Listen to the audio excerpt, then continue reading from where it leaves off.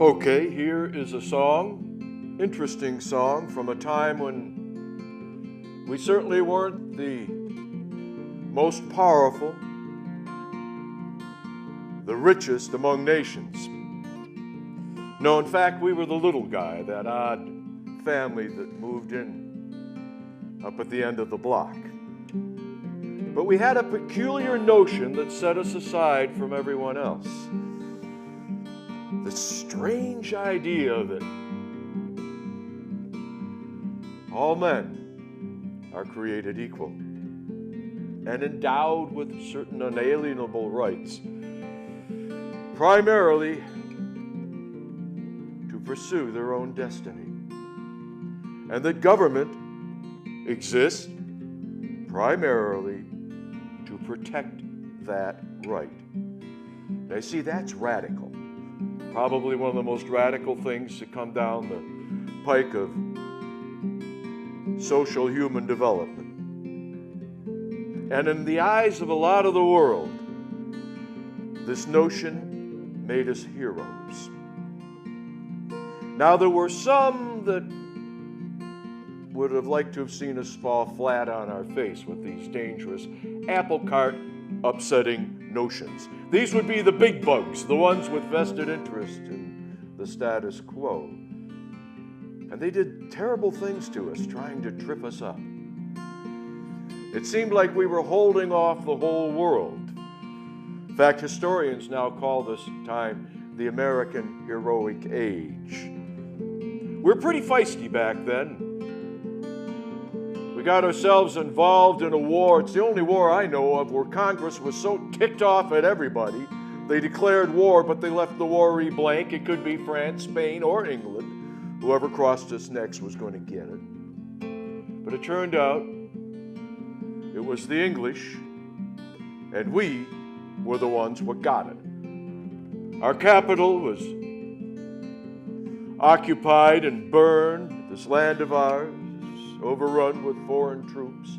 It looked like this whole dream of ours was going to end in a mess. Well, that's when a lawyer did a pretty brave thing. He sailed out into the midst of the enemy fleet to secure the release of a friend of his that he thought was being held unjustly. And our enemies were actually accommodating, but they had to detain him overnight because he had unwittingly sailed into the midst of their major offensive for the whole war on the North American continent. So all during that incredible night of bombardment, which, by the way, was the first time that rockets were ever used in modern warfare. It's true. He kept straining to catch some glimpse of the flag, an indication that just maybe we were going to make it through this terrible night and have a chance at our dreams. So as the morning mist cleared, he saw the flag. He was so moved, he wrote a poem. And that poem was picked up the next day, published in the local newspaper, front page. And if you are to believe some, really the next day after that, an out-of-work folk singer by the name of Ferdinand Durang, you don't hear that name much, Ferdinand Durang, took that poem and wedded it to a very popular drinking song of the day, British drinking song, arguably bawdy drinking song. And Durang sang it. And people would ask him to sing it again and again and again. And after a while they were singing it. Then their friends would say, "Hey, what is that?" And they would start singing it. So you see, what I'm really talking about here is a folk song. Technically a broadside ballad in that it tells a story. Oh, say, can you see by the dawn's early light what so proudly we hailed at the twilight's last gleaming, whose broad stripes and bright stars through the perilous fight o'er the ramparts we watched were so gallantly streaming, and the rocket's red glare,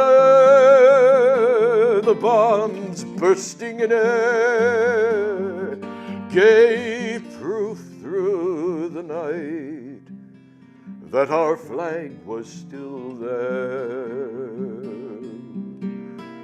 Oh, say doesn't that star-spangled banner yet wave o'er the land of the free and the home of the brave?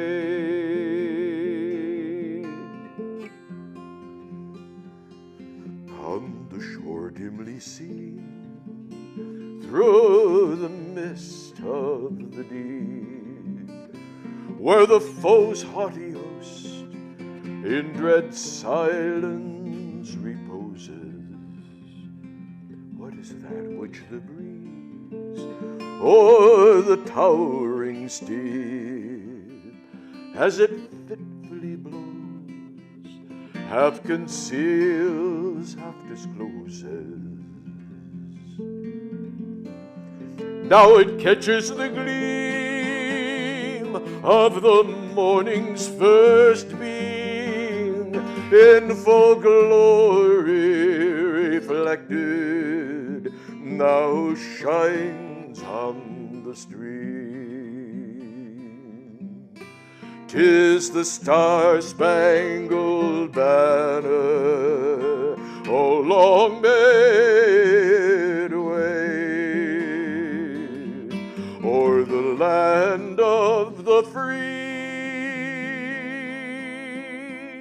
and the home of the brave.